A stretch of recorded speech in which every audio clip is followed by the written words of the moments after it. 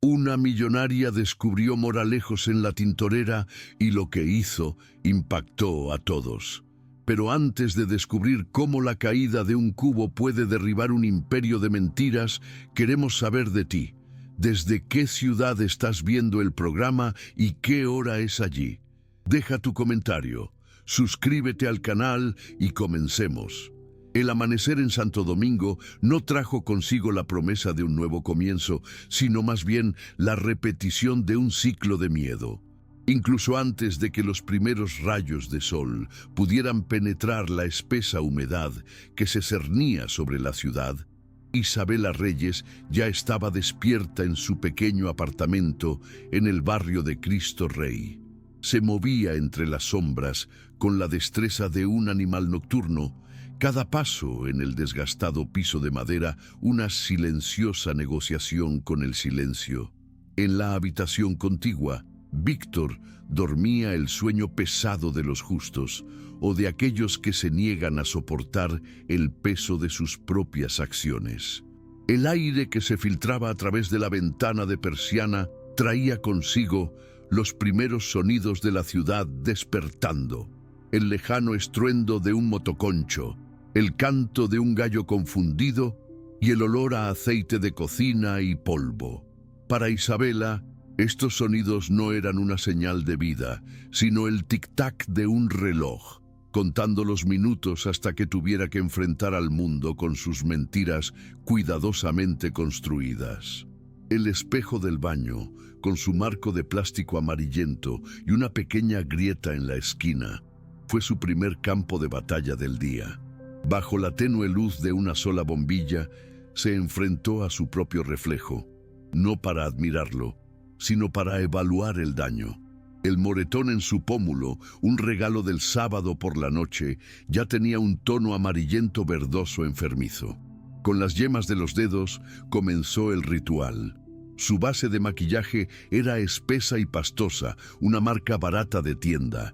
La aplicó con toques ligeros y repetidos, construyendo una nueva piel sobre la suya, una máscara de normalidad.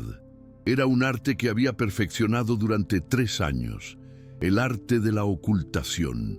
Cada capa de maquillaje era una capa de negación, una barrera entre su sufrimiento privado y el escrutinio del mundo público. Tras su rostro llegó su cuerpo. Su elección de ropa fue una decisión estratégica, no de moda. El calor ya era una presencia física en el pequeño apartamento ese día, prometiendo un día sofocante. Aún así, cogió su blusa de manga larga del armario. Era de algodón grueso, incómoda, pero segura. Era su armadura. Antes de ponérsela, se miró los brazos en la penumbra. Eran un mapa de su dolor, con marcas nuevas y antiguas, superpuestas como capas geológicas de sufrimiento. La más reciente, en su muñeca izquierda, era la más obvia, un anillo morado oscuro con las distintivas marcas de dedos.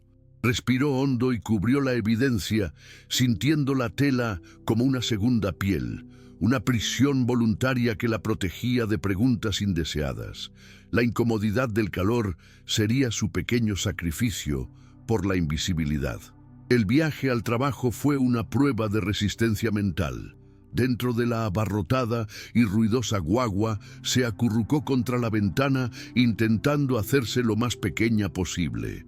El sonido del dembow a todo volumen en los altavoces, las animadas conversaciones, el olor a sudor y perfume barato, todo creaba una cacofonía que la asaltaba. Se sentía como una extraterrestre, una criatura de otro planeta intentando integrarse.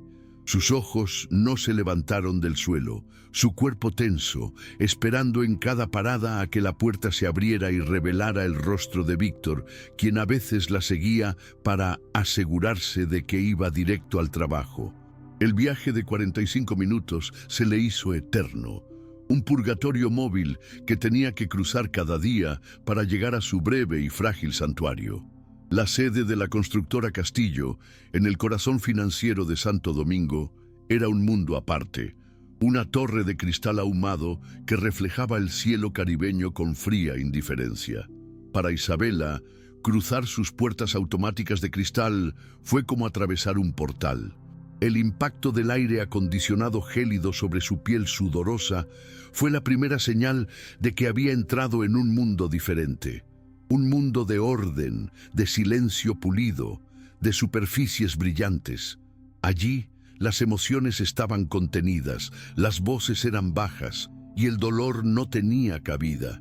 Sintió un inmenso alivio al entrar, la sensación de dejar afuera su miedo. Pero el alivio siempre iba acompañado de una leve ansiedad, la necesidad de ser perfecta, de no cometer errores, de permanecer invisible para no perturbar la paz de ese templo corporativo. Mateo Castillo no era un jefe que se escondía en su torre de marfil. Creía que el verdadero valor de su empresa no residía en los proyectos que aprobaba, sino en las personas que los llevaban a cabo.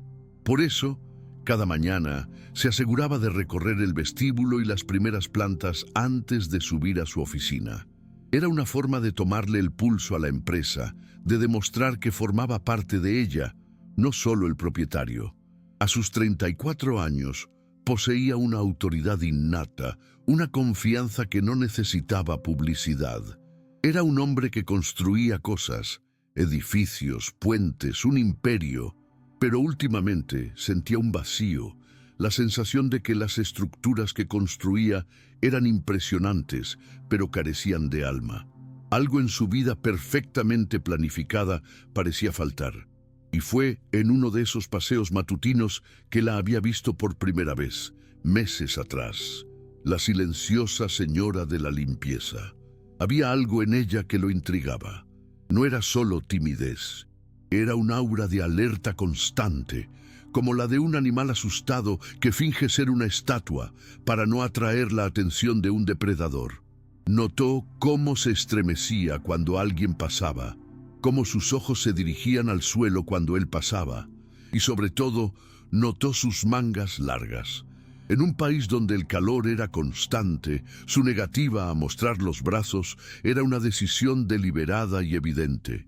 Era una pregunta que su mente lógica no podía responder, un pequeño fallo en el orden de su universo bien administrado.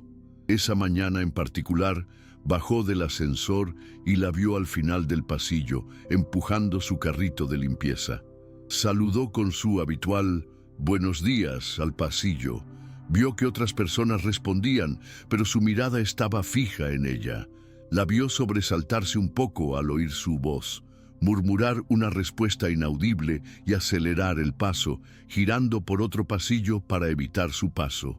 La reacción fue tan desproporcionada, tan cargada de pánico contenido, que la preocupación casual de Mateo se convirtió en una sospecha real.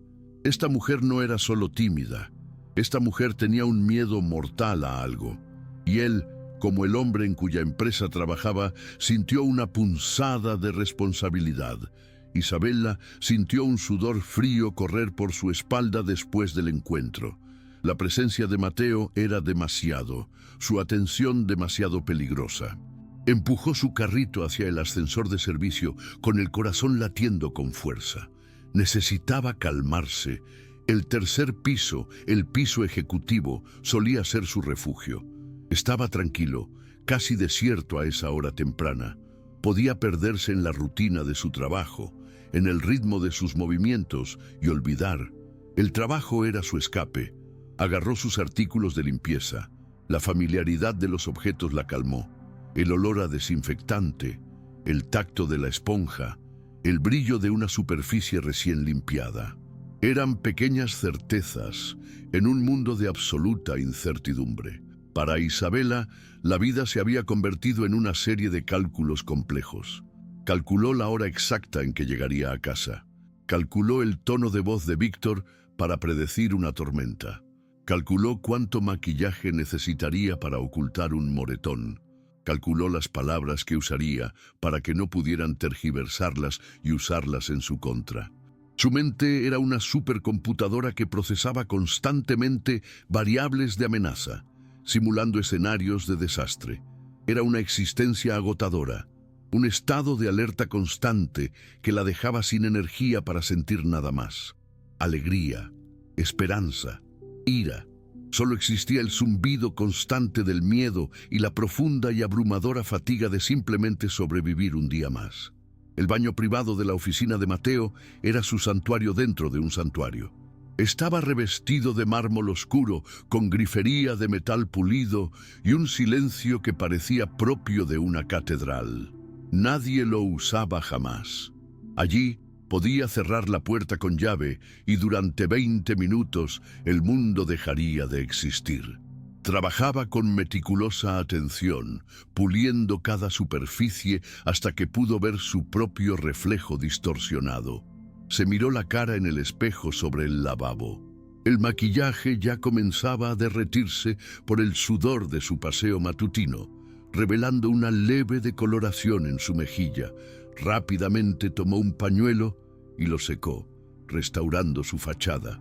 El acto fue tan automático como respirar. Cuando terminó, recogió sus provisiones. El aroma a lavanda del limpiacristales impregnaba el aire. Abrió la puerta, sintiendo la habitual reticencia a abandonar su pequeño refugio. Había dejado el cubo de la limpieza en el pasillo, una práctica habitual para evitar mojar el suelo recién secado. Sabía que estaba allí. Su mente, siempre atenta a los obstáculos, había registrado su posición. Pero por un instante, su concentración flaqueó. Oyó el sonido lejano del ascensor llegando a su piso y su primer pensamiento fue pánico. Alguien venía. Necesitaba salir del pasillo rápidamente. La prisa fue su perdición. Salió del baño más rápido de lo habitual, tirando del carrito y girando al mismo tiempo. En su apresurado movimiento, su pie derecho se enganchó en el asa metálica del cubo. El cubo, lleno de agua sucia y jabonosa, volcó al instante. Una ola de agua gris salpicó el suelo de mármol pulido, creando una trampa traicionera e invisible.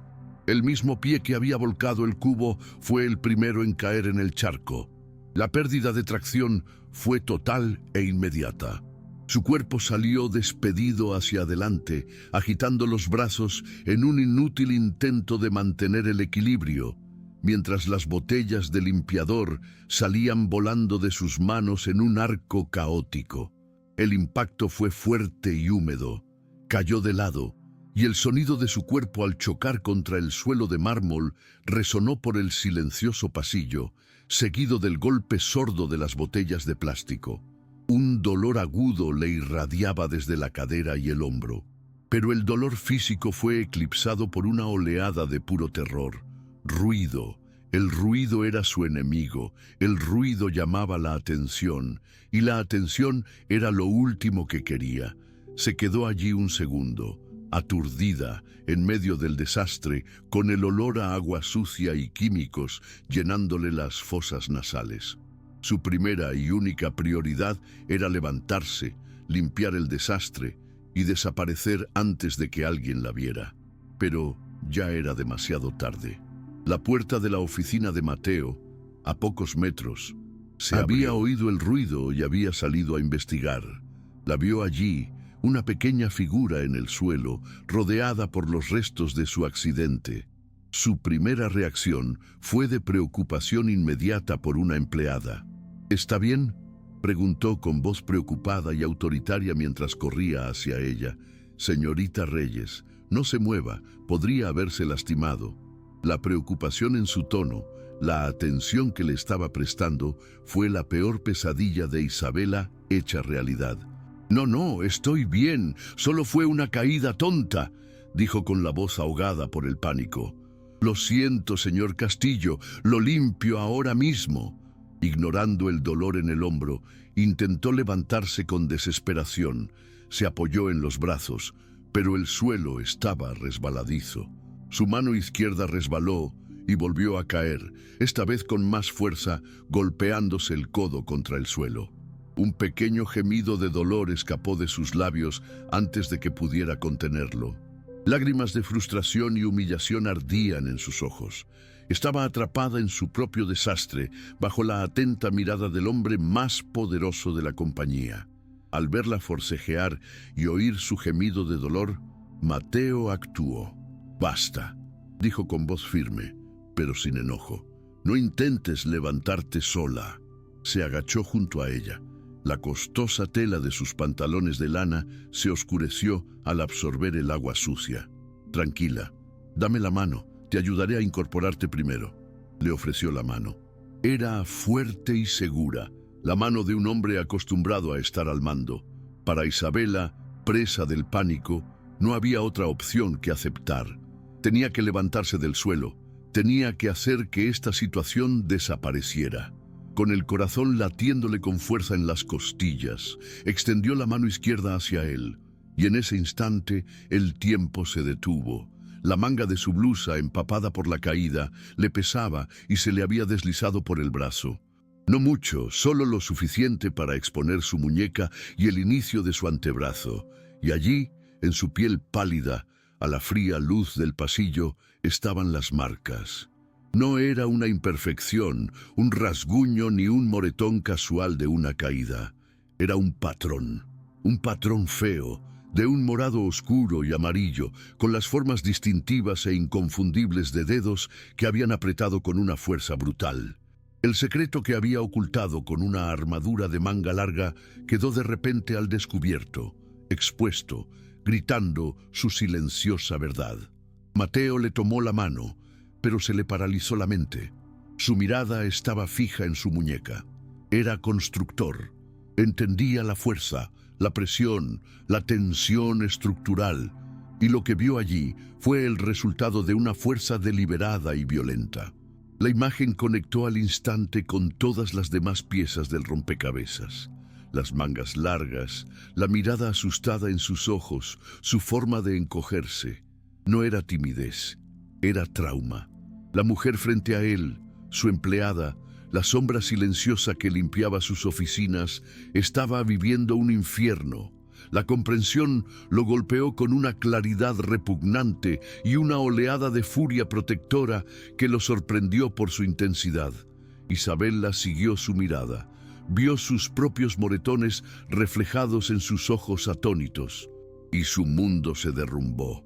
Un grito silencioso se le escapó de la garganta. Con la velocidad de un animal asustado, se soltó de la mano, bajándose la manga en un movimiento violento y desesperado. Retrocedió a gatas, alejándose de él por el suelo mojado, intentando mimetizarse con las paredes. «No es nada», balbuceó, mientras las palabras se le atropellaban por el pánico. Me caí en la casa. Soy tan torpe. Por favor, señor Castillo, no es lo que parece. Por favor, no diga nada». Pero ya era demasiado tarde. Su secreto más profundo y oscuro había quedado al descubierto, y la expresión de su rostro decía que no creía ni una sola palabra. Mateo se levantó lentamente, dándole espacio. Su mente, habitualmente ocupada con hojas de costos y cronogramas de construcción, estaba ahora en alerta máxima, procesando las implicaciones de lo que acababa de ver. La ira que sentía era fría y precisa, dirigida no a Isabela, sino a la figura anónima y violenta que la había marcado. Sabía, con un instinto que lo sorprendió, que cualquier muestra de ira o incluso una compasión excesiva la asustaría aún más. Estaba acostumbrada a que la ira masculina fuera el preludio del dolor. Él necesitaba ser lo contrario. Con un movimiento lento y deliberado, se levantó, caminó hacia la puerta del pasillo que conducía a la escalera de servicio y la cerró suavemente, aislándolos en el silencio de la planta ejecutiva. El clic de la puerta al cerrarse fue una declaración. El mundo exterior ya no existía, solo importaba esta conversación. «Isabela», dijo en voz baja y tranquila, sin reproches, «por favor, mírame». Ella levantó la vista del suelo, vacilante, con el rostro entrecortado por el miedo y la vergüenza. «No voy a preguntar cómo te caíste», continuó, negándose a creer su mentira endeble. «Sé que lo que vi en tu brazo no fue por una caída. No tienes que contarme toda la historia ahora mismo, pero no puedes decirme que no es nada, porque ambos sabemos que lo es. Y el primer paso para resolver un problema es admitirlo». No la estaba interrogando. Estaba estableciendo una nueva dosis de realidad entre ellos, tratando la situación no como un drama, sino como un hecho objetivo que debía abordarse. Un enfoque que esperaba que superara su miedo y apelara a su lógica de supervivencia. La negación de Isabella, sin embargo, era un reflejo condicionado, una zanja cavada por años de abuso. Fue un accidente, lo juro, señor Castillo, insistió con la voz tensa y débil. Empezó a moverse, intentando recoger los frascos de limpieza esparcidos, una actividad frenética para desviar la atención de sí misma. Le temblaban tanto las manos que apenas podía sostener los objetos. Era un acto de desesperación por restaurar el orden, por volver a ser la limpiadora invisible y eficiente, por borrar los últimos 5 minutos de su existencia. Si tan solo pudiera limpiar el desastre, tal vez la verdad derramada en el suelo podría lavarse junto con el agua sucia. La tarea de limpiar le resultaba familiar y segura, un marcado contraste con la aterradora conversación que él intentaba mantener. Con una delicadeza que la sorprendió, Mateo puso su mano sobre la de ella, deteniendo su frenética limpieza. Su toque fue firme, pero no agresivo. Fue un gesto que decía, «Basta». «Isabella, para», dijo suavemente. «El desorden puede esperar. Ese no es el problema ahora mismo». El acto de quitarle su tarea, su distracción, la dejó completamente expuesta. Se arrodilló de nuevo, poniendo su rostro a la altura del de ella, obligándola a confrontar la compasión en sus ojos. La dinámica de poder entre jefe y empleado se desmanteló deliberadamente con su gesto. Ya no la trataba con condescendencia. Estaba en el suelo con ella, en medio de su desorden. «No estoy enfadado contigo, Isabella», susurró. «Estoy preocupado. Y no tienes por qué tenerme miedo. Este es un lugar seguro. Solo necesito que me digas una cosa. ¿Corres peligro en tu casa?» La pregunta fue una obra maestra de compasión estratégica. No preguntó, ¿quién ha hecho esto?, lo que habría implicado una acusación y la habría obligado a traicionar a alguien. En cambio, se centró en su seguridad, en su entorno, haciendo que la pregunta se centrara menos en la traición y más en su propia supervivencia. Su persistente amabilidad fue la herramienta más eficaz para derribar sus defensas. Era una fuerza contra la que no estaba entrenada. Su bondad fue lo que finalmente la quebró. Estaba preparada para la ira, para la acusación, para el rechazo. No estaba preparada para la empatía. Su rostro, que había estado tenso en una máscara de negación, se desmoronó. Las lágrimas que había estado conteniendo con tanta fuerza comenzaron a fluir, silenciosas y ardientes, por sus mejillas. No era un sollozo fuerte, sino el grito silencioso y derrotado de alguien que ya no tenía la energía para luchar contra la verdad. Eran lágrimas de agotamiento, de años de miedo reprimido, de una soledad tan profunda que había olvidado que era posible sentir algo más. La compasión de Mateo no le ofreció un hombro donde llorar, sino un espacio seguro para finalmente soltarse. No la tocó, no la abrazó. Comprendió que, para una mujer en su situación, el contacto de un hombre, incluso con buenas intenciones, podía percibirse como una amenaza o una invasión. En cambio, se arrodilló en silencio y esperó. Le regaló su paciencia, permitiendo que las lágrimas brotaran, reconociéndolas como un lenguaje propio, una forma de purificación más necesaria que cualquier palabra. Observó a esta mujer frágil y fuerte y sintió una profunda admiración crecer en su interior. Comprendió que la fuerza no residía en no caer jamás, sino en el coraje de levantarse cada día y enfrentarse a un mundo que la llenaba de miedo. Cuando sus sollozos finalmente cesaron, dejándola con el rostro bañado en lágrimas y la respiración entrecortada, susurró la primera verdad. Sí, la palabra fue un susurro, pero en el silencio del pasillo sonó como una confesión completa. Y de inmediato, su instinto de supervivencia se despertó, concentrándose en la consecuencia más aterradora. Pero por favor, añadió rápidamente con el pánico volviendo a su voz, no llame a la policía. Por favor, señor Castillo, no puede. Si lo hace, él sabrá que fui yo. Será 1000 veces peor. Por favor, prométame que no lo hará. Su prioridad no era la justicia, era la supervivencia inmediata, evitar la ira de su captor a toda costa. Lo prometo, dijo con voz firme, sin vacilación alguna. Sabía que este era el contrato que necesitaba firmar para que ella confiara en él. No haré absolutamente nada sin tu permiso, Isabela. Nada que no quieras, nada que te ponga en mayor peligro. Tú tienes el control de esta situación. Yo solo soy un recurso. Considérame una herramienta que puedes usar o no. La decisión siempre es tuya. Al transferirle el poder, contrarrestaba directamente la dinámica de su abuso. Reemplazaba la impotencia con la autonomía, el miedo con la elección. No era un salvador que acudía a rescatarla, era un aliado que le ofrecía las herramientas para rescatarse a sí misma. Su promesa pareció calmar su pánico más profundo. Logró respirar hondo. Él decidió que era hora de ponerle nombre al enemigo, de sacarlo de las sombras del anonimato. Es tu marido, Isabela. El hombre que te hace esto es Víctor. Pronunció el nombre que había leído en su expediente de empleado meses atrás. Pronunciarlo en voz alta, en ese pasillo seguro, era un acto de desafío. Le quitaba el poder al monstruo, transformándolo de una fuerza aterradora y sin nombre en un simple hombre. Un hombre con un nombre que ahora ambos conocían y podían enfrentar juntos.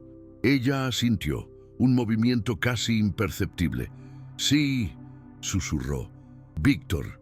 Y entonces, como si pronunciar su nombre hubiera abierto una compuerta, las palabras comenzaron a fluir, un torrente de miedo y explicaciones que había reprimido durante años.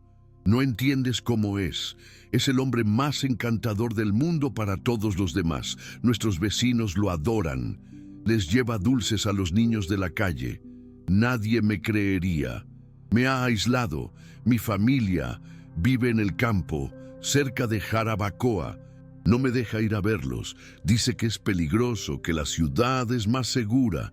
Me ha hecho creer que no tengo a nadie más en el mundo más que a él. Controla cada centavo, continuó, con un susurro conspirativo. Me quita el sueldo el día de pago y me da una pequeña asignación para transporte y comida. Dice que está ahorrando para nuestro futuro. Revisa mi teléfono todas las noches, lee cada mensaje, revisa cada llamada. No tengo redes sociales. Dice que es una pérdida de tiempo y está llena de peligros. Necesita saber dónde estoy cada minuto. Si la guagua se retrasa y llego 15 minutos más tarde de lo previsto, la noche se convierte en un interrogatorio, en la búsqueda de una traición que solo existe en su cabeza. Es como vivir en una jaula invisible. Para ilustrar el terror de su vida, compartió un recuerdo reciente. La semana pasada, dijo, con la mirada fija en un punto del suelo, se rompió el aire acondicionado de la oficina. Estabas fuera de la ciudad. Nos dejaron salir 1 hora antes por el calor. No tenía forma de avisarte. Llegué temprano a casa. Él no estaba. Cuando llegó y me vio, su primera reacción no fue de alivio, sino de sospecha. ¿Qué haces aquí? ¿Con quién has estado? Toda la noche fue una tortura. Me acusó de planearlo todo, de tener un amante. La violencia de esa noche se debió a que se rompió el aire acondicionado. Lo absurdo de la causa y la brutalidad de las consecuencias pintaron una vívida imagen de su realidad. Mateo escuchaba cada palabra, y la imagen de Víctor, el depredador, se hacía cada vez más nítida y monstruosa. Reconocía las tácticas de un controlador clásico, sacadas de un manual de abuso. La rabia que sentía era tan intensa que tuvo que apretar los puños para controlarla. Pero sabía que no podía dejar que Isabela viera esa rabia. Vivía en la rabia de un hombre. Su ira solo la aterrorizaría. Obligó a sus músculos a relajarse, obligó a su voz a mantener la calma. Necesitaba ser el polo opuesto de Víctor en todos los sentidos. Necesitaba ser la encarnación de la seguridad, la calma y la razón. Era un constructor y ahora mismo estaba construyendo los cimientos de su confianza. «Esto termina hoy», repitió. La frase ya no era una declaración, sino un voto solemne. Puede que te haya convencido de su omnipotencia, de que no hay escapatoria, pero se equivoca. Es solo un hombre, y los hombres como él cometen errores. Hombres como él subestiman la fuerza de mujeres como tú, y sin duda subestiman los recursos de hombres como yo. La confianza en su voz era absoluta. No prometía que sería fácil, le prometía que sería posible. Le ofrecía no solo un refugio, sino una estrategia de contraataque, y ese cambio de la pasividad a la acción era justo lo que su alma necesitaba oír. Con la mayor delicadeza posible, la ayudó a ponerse de pie. Tenía el cuerpo rígido y dolorido por la caída y el esfuerzo. La condujo hasta un banco de cuero en un hueco del pasillo, un lugar diseñado para esperar en silencio. La sentó. Luego, se dirigió a una fuente cercana y regresó con un vaso de agua. «Bebe», le ordenó en voz baja. Ella obedeció. El agua fresca le alivió la garganta seca. Eran pequeños gestos de cariño, de atención básica a sus necesidades físicas, gestos que la trataban como un ser humano que merecía consuelo, no como un objeto al que controlar. Cada gesto de bondad suyo era una pequeña piedra que se desprendía del muro que Víctor había construido a su alrededor. «Ahora, escucha con atención», dijo, sentándose a su lado. «Este es el plan. Es crucial que lo sigas al pie de la letra». Luego expuso la primera fase, la extracción, con la precisión de un ingeniero que detalla un plano. «Terminarás tu turno de hoy como si nada hubiera pasado. Si alguien pregunta, te acabas de caer. Fue un susto, pero no pasa nada. A las 5:05 en punto, sal por la puerta trasera de servicio. Habrá un coche allí. No hables con el conductor. Simplemente sube. Él te llevará a un lugar seguro». El plan era de precisión militar, diseñado para minimizar el riesgo y evitar que ella tuviera que tomar decisiones complejas en su estado de pánico. «Mañana», continuó, «comienza la segunda fase, construir tu independencia». Le explicó el plan de trabajo extra en casa, los pagos en efectivo, la creación de un fondo para sobornos. «Víctor te controla porque controla tu dinero y tu comunicación. Vamos a quitárselo. Tendrás tus propios recursos. Y tendrás una forma de hablar conmigo que él no podrá controlar». Le entregó el pequeño teléfono desechable. «Este teléfono es tu nueva vida, Isabella. Úsalo solo para hablar conmigo. Guárdalo donde él nunca lo encuentre». No solo le estaba dando un teléfono, le estaba dando un arma. Isabella miró fijamente el teléfono en su mano temblorosa. Era pequeño y negro y parecía absurdamente normal, pero en sus manos se sentía como un artefacto de inmenso poder. La velocidad y la complejidad del plan la mareaban. Era demasiado real, demasiado rápido. «Pero mis cosas, mi trabajo», balbuceó mientras su mente luchaba por procesar las implicaciones prácticas. «¿Y si viene mañana? ¿Y si arma un escándalo?» «Déjame preocuparme por mañana», dijo Mateo con firmeza. «Déjame preocuparme por Víctor. Tu única tarea hoy es terminar tu turno, ir a esa puerta a las 5:05 y subirte a tu coche. ¿Puedes hacerlo?» Redujo el universo de sus responsabilidades a una sola tarea clara. Ella lo miró. Al hombre que hacía una hora había sido solo su intimidante jefe. Ahora era su improbable arquitecto de la libertad. En sus ojos no vio compasión, vio determinación. Y detrás de la determinación, vio la fría furia que él se esforzaba tanto por ocultar. Se dio cuenta de que su ira no era contra ella, sino por ella. Era una ira protectora, una furia por ella. Y esa comprensión le dio el último respiro que necesitaba. Con una voz temblorosa pero propia, lo miró a los ojos y asintió. Sí, dijo, puedo hacerlo. Y con esa sola palabra, el pacto quedó sellado y la cuenta regresiva para su nueva vida había comenzado. Si esta historia te ha conmovido, escribe la palabra fuerza en los comentarios, porque todos merecemos una segunda oportunidad para vivir en paz. Ahora, veamos cómo fue este peligroso viaje hacia la libertad. La primera mañana de Isabela en el apartamento seguro comenzó con un sonido que no había oído en años. El sonido de sus propios pensamientos tranquilos. No se oía el ruido del televisor que Víctor había dejado encendido toda la noche, ni la respiración agitada en la cama junto a ella, ni el miedo que llegaba con el primer rayo de sol. Se despertó lentamente, con el cuerpo dolorido, pero la mente extrañamente tranquila. Durante un largo rato, permaneció allí tumbada, simplemente escuchando. El zumbido distante del tráfico de Santo Domingo, el siseo del aire acondicionado. Eran sonidos normales, pero a ella le parecían extraordinarios. Era el sonido de la ausencia de amenaza, era el sonido de la paz. Y era tan nuevo y desconocido que se sintió como una exploradora en un nuevo continente. Mientras tanto, al otro lado de la ciudad, en su cuartel general, Mateo Castillo reunía a su ejército. En su sala de conferencias se reunió con 3 personas. Su jefe de seguridad, un taciturno exmiembro de las Fuerzas Especiales, su abogada principal, una mujer brillante y despiadada, y su investigador privado. Sobre la mesa estaban los informes sobre Víctor de la Cruz. «Tenemos 2 objetivos claros», dijo Mateo con voz serena y precisa. «Primero, la seguridad absoluta de la señora Reyes. No la podemos encontrar. Segundo, construir un caso legal contra Víctor de la Cruz tan sólido que nunca más vuelva a ver la luz del día. Quiero que cada crimen, cada fraude, cada acto de violencia sea documentado y probado. Esta operación no se trata de venganza, se trata de erradicación». La primera llamada de Mateo a Isabela por el teléfono desechable fue cuidadosamente planeada. Sabía que se sentiría vulnerable y desorientada. Su voz era tranquila y directa.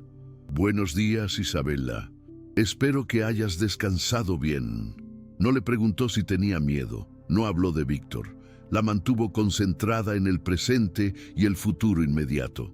«El coche que te recogerá para ir al banco llegará en 1 hora. El conductor se identificará con la palabra Castillo.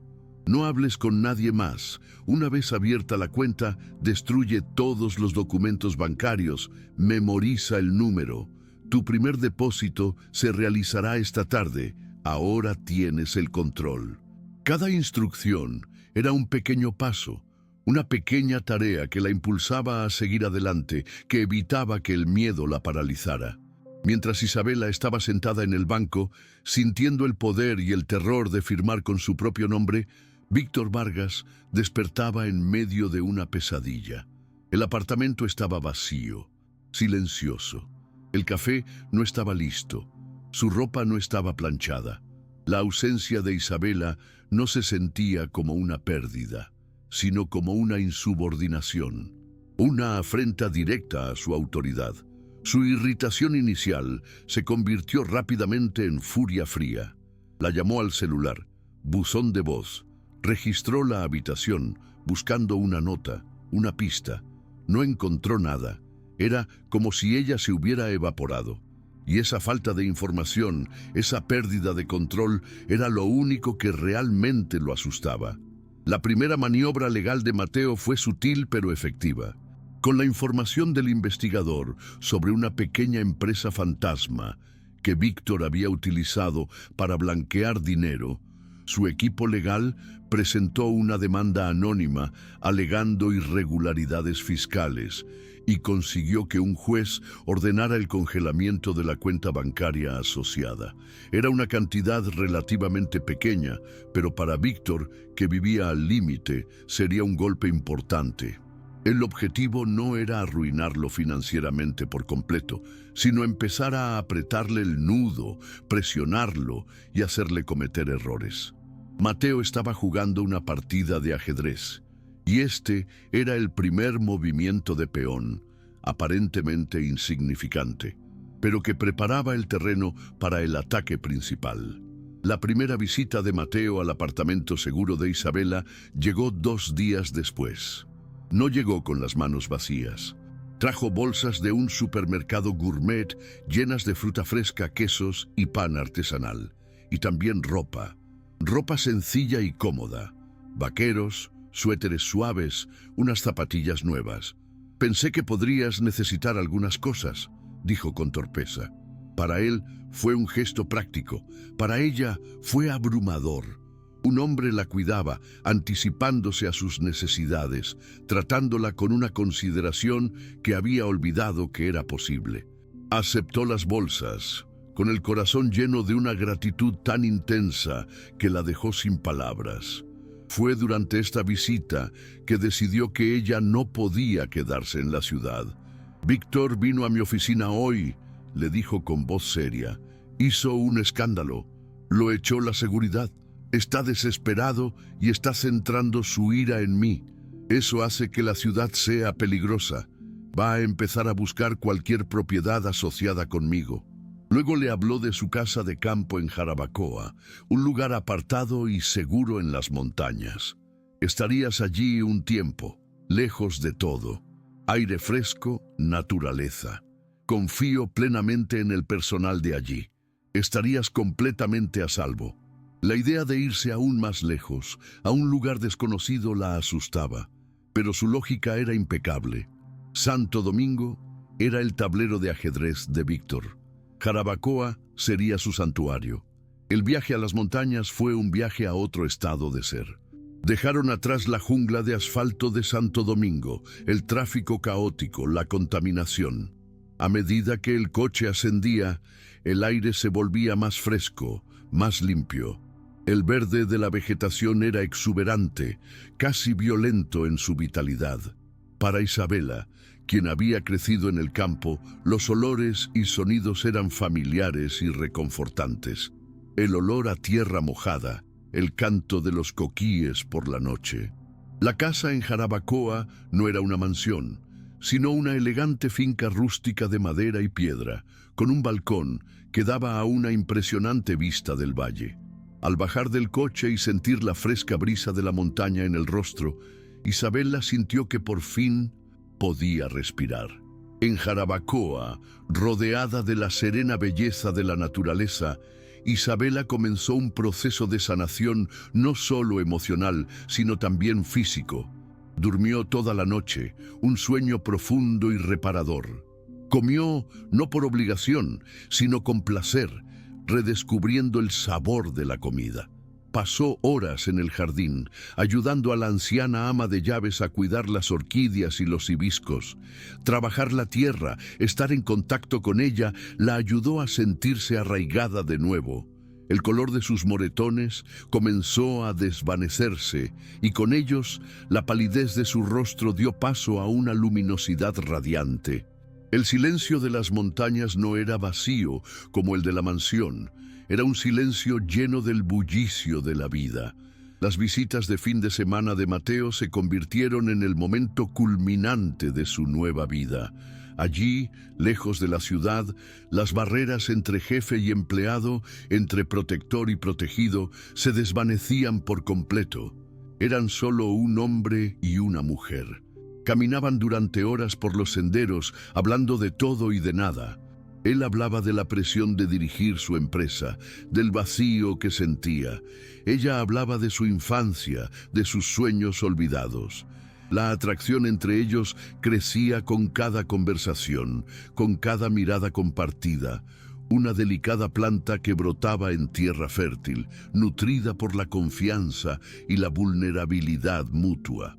El punto de inflexión en la investigación llegó 3 semanas después del inicio de la operación. El investigador privado de Mateo, valiéndose de una combinación de presión legal e incentivos económicos, Finalmente logró quebrar la lealtad de uno de los socios de toda la vida de Víctor. El hombre, un contador con sus propios problemas legales, estaba aterrorizado. Aceptó proporcionar una declaración jurada a cambio de protección. Esta no solo confirmó que Víctor de la Cruz había falsificado los informes de seguridad de la obra de Torres del Sol, sino que también proporcionó detalles de cómo Víctor se había jactado de la escritura y cómo había usado dinero de sobornos para financiar su fuga y su nueva identidad. Era la prueba irrefutable, la prueba que necesitaban los fiscales. Mateo condujo a Jarabacoa a mediados de semana. Sabía que ya no podía ocultarle toda la verdad a Isabela. Necesitaba saber exactamente a quién y a qué se enfrentaban. Sentado en el porche, mientras la niebla de la tarde empezaba a sentarse sobre el valle, le contó todo, sobre el accidente, sobre los 3 muertos, sobre la investigación, sobre la fuga. Y entonces le contó la verdad definitiva, que el hombre que ella conocía como Víctor Vargas era, de hecho, el fugitivo Víctor de la Cruz. Isabela escuchó, con el rostro petrificado. La conmoción fue inmensa, pero debajo había una terrible confirmación.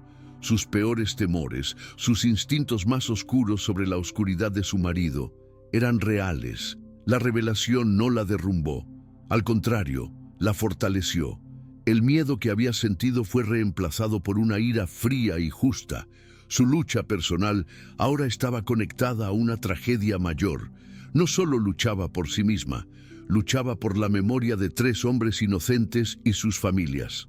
¿Qué necesitas que haga?, le preguntó a Mateo con voz firme e inquebrantable.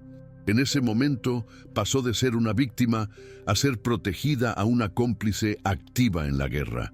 Con el testimonio del contador y la disposición de Isabela a testificar sobre años de abuso y control, Mateo finalmente tenía un caso lo suficientemente sólido como para llevarlo a las autoridades. Al otro lado de la isla, Víctor sentía que el mundo se encogía a su alrededor. La cuenta bancaria congelada era solo el principio.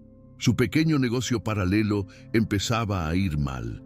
Quienes le debían favores de repente dejaban de responder a sus llamadas. Se sentía vigilado, perseguido.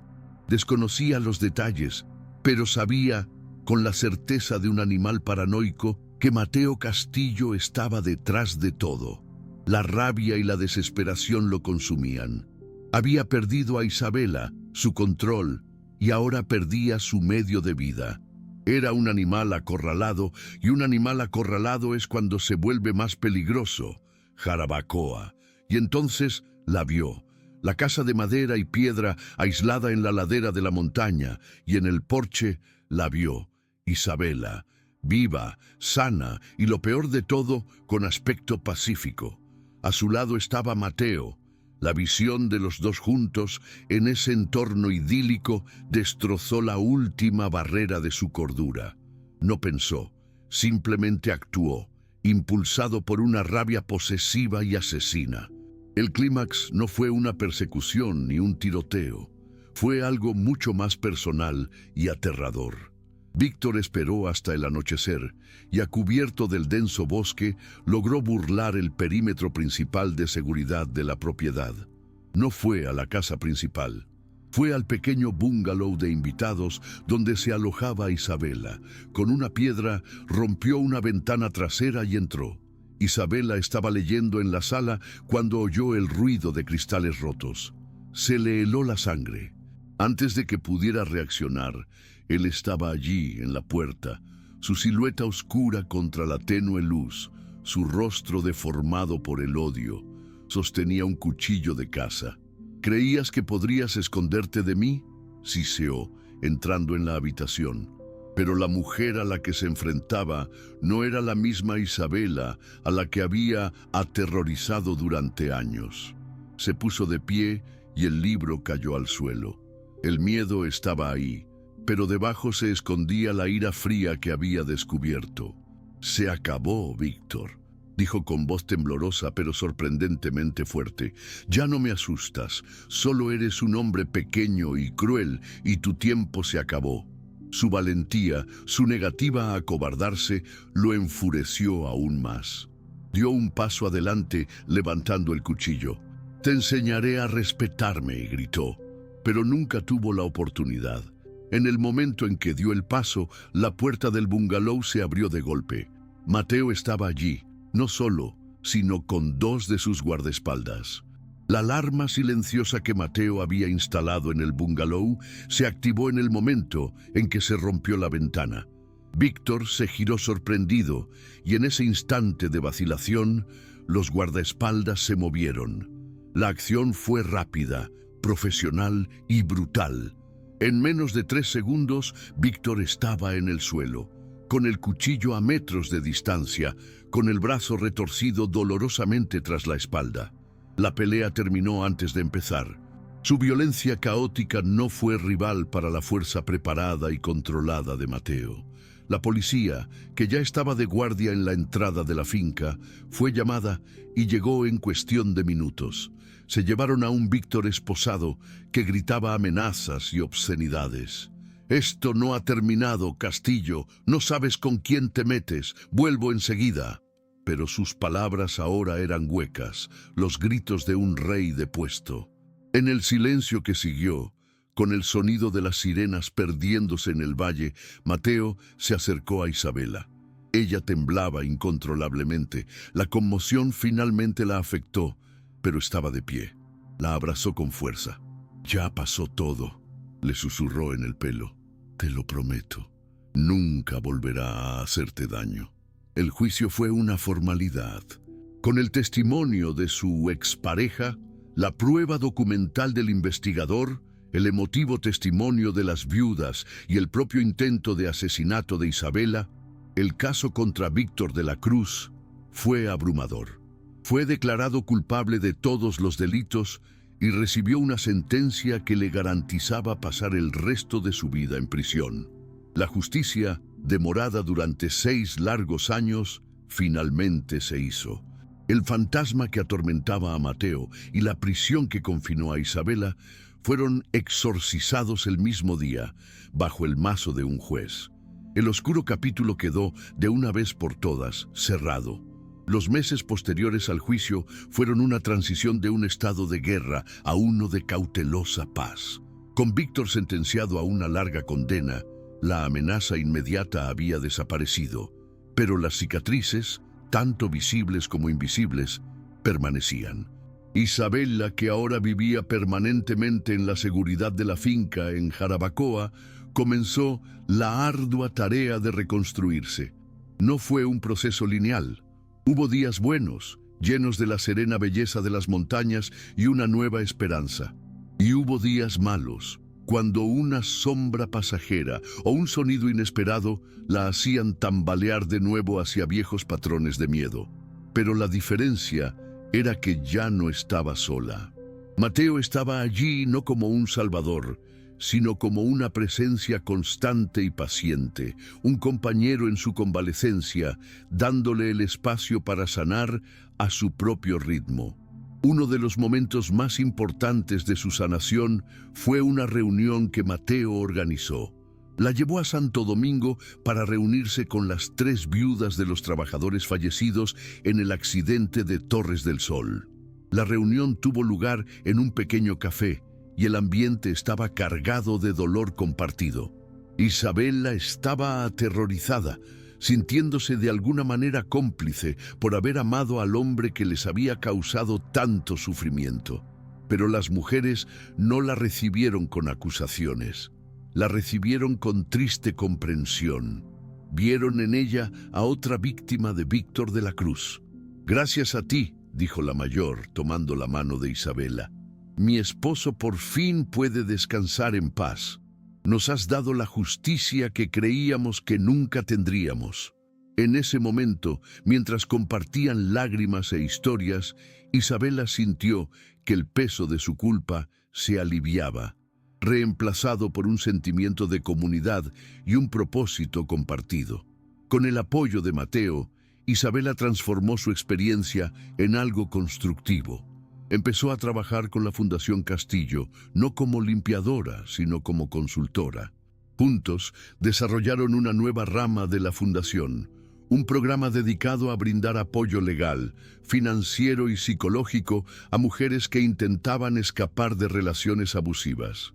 Utilizó su propia historia, su profundo conocimiento de las barreras y los miedos, para diseñar un programa práctico y compasivo. El trabajo le dio un nuevo sentido de identidad. Ya no se definía por lo que había sufrido, sino por lo que podía hacer para ayudar a los demás. La víctima se estaba convirtiendo en defensora, transformando su dolor en poder. La mansión de Santo Domingo, un lugar atormentado por tantos malos recuerdos, fue vendida. El dinero se utilizó para financiar el nuevo programa de la fundación. La casa de Jarabacoa se convirtió en su hogar permanente. Juntos la transformaron. Plantaron un vasto huerto, adoptaron 2 perros callejeros y pintaron las paredes con colores cálidos y vibrantes. El lugar que había sido el refugio de Mateo se convirtió en su hogar compartido, un lugar donde nuevos recuerdos se sembraban activamente en la tierra fértil de su doloroso pasado. Cada flor que florecía, cada comida que compartían en el porche, era un pequeño acto de desafío a las sombras que una vez dominaron sus vidas. Su amor floreció en este ambiente tranquilo y con propósito. Pasó de la tensa alianza de 2 soldados en la guerra a la cómoda relación de 2 mejores amigos. Era un amor construido no con grandes gestos, sino con 1000 pequeños momentos. La forma en que él le traía el café por la mañana, justo como a ella le gustaba. La forma en que ella lo hacía reír con sus ingeniosas observaciones sobre la vida en el campo. La facilidad con la que podían sentarse juntos en silencio, leyendo en el porche sin necesidad de llenar el espacio con palabras. Era un amor maduro, arraigado en el respeto mutuo y una profunda comprensión de sus respectivas heridas. Una noche, un año después del arresto de Víctor, se sentaron en el porche, contemplando el valle iluminado por la luna. La noche se llenaba del canto de los coquíes y el aroma del jazmín. No había nada especial en la noche, solo otro martes tranquilo. Y por eso era perfecta. Mateo se volvió hacia ella, con el rostro serio bajo la tenue luz. Isabela, comenzó con voz serena. Hace un año, nuestras vidas eran un caos. Luchábamos por la justicia, por la seguridad, por la supervivencia. Pero ahora tenemos paz. Le tomó la mano. Ya no quiero simplemente sobrevivir a tu lado. Quiero vivir a tu lado, todos los días, por el resto de mi vida. Entonces sacó una cajita de su bolsillo. No era de terciopelo, sino de madera local pulida a mano. Dentro no había un gran diamante, sino un sencillo anillo engastado con una hermosa piedra del Larimar, la piedra azul de la República Dominicana, que según se dice, contiene la tranquilidad del Mar Caribe. No te pido que olvides tu pasado ni las cicatrices que dejó, dijo, con una sinceridad que la dejó sin aliento en sus ojos. Te pido que construyas un futuro conmigo. Un futuro donde tus cicatrices formen parte de quien eres. La mujer increíblemente fuerte de la que me enamoré. Isabela Reyes, ¿te casarías conmigo? Las lágrimas que brotaron de los ojos de Isabela eran de una alegría tan pura y clara como la piedra en su mano. Su respuesta no fue una vacilación ni un susurro. Fue un sí claro, fuerte y risueño. Un sí que surgió de la fuerza, no de la necesidad. Un sí que fue una elección, hecha libremente por una mujer que había recuperado su propia vida y ahora decidía compartirla. Él le puso el anillo en el dedo y le quedó perfecto. El beso que siguió no fue de alivio ni de pasión desesperada, sino de una alegría profunda y serena. El beso de 2 personas iguales, listas para comenzar su siguiente capítulo. Su boda no fue un evento social en Santo Domingo. Fue una pequeña ceremonia en el jardín de su casa en Jarabacoa al atardecer. Los únicos invitados fueron un puñado de personas que representaban su trayectoria. Las 3 viudas de los trabajadores, ahora queridas amigas. Ramona, la compañera de trabajo de Isabela, que siempre le había ofrecido una sonrisa, y el leal personal de la finca. Isabela llevaba un sencillo vestido de lino blanco y una corona de flores silvestres en el pelo, un recordatorio del primer gesto de belleza que había permitido entrar en su vida en mucho tiempo. Caminó hacia Mateo, no con las mangas largas de su vieja armadura, sino con los brazos desnudos y libres al sol, las cicatrices de sus moretones desaparecidas hacía tiempo, su piel un testimonio de su curación. Ese día, bajo la mirada benévola de las montañas dominicanas, intercambiaron votos que no hablaban de perfección, sino de compañerismo. Prometieron no borrar el pasado, sino honrarlo, usando sus experiencias para construir un futuro mejor para sí mismos y para los demás. El suyo no había sido un cuento de hadas, había sido una batalla brutal, un viaje a través de la oscuridad. Pero al salir al otro lado, no encontraron un final feliz de ensueño. Encontraron algo mucho más real y duradero. Una paz duramente ganada, un amor forjado en la verdad, y la prueba de que incluso de las cenizas de la mayor tragedia, una nueva vida, más fuerte y consciente, no solo puede sobrevivir, sino florecer magníficamente. Isabela no buscaba un héroe, solo quería sobrevivir un día más. En el proceso, no solo encontró su propia voz, sino que también dio voz a 3 familias silenciadas por la injusticia y le dio un propósito a un hombre atormentado por su pasado. A veces guardamos nuestro dolor en secreto, creyendo que estamos solos en nuestras batallas. Ocultamos nuestras heridas y nuestros miedos, convencidos de que el mundo es indiferente. Pero esta historia nos recuerda que a veces la valentía de una sola persona al exponer su herida puede ser la clave que desentierre una injusticia mucho mayor, uniendo a desconocidos en la misma búsqueda de la paz.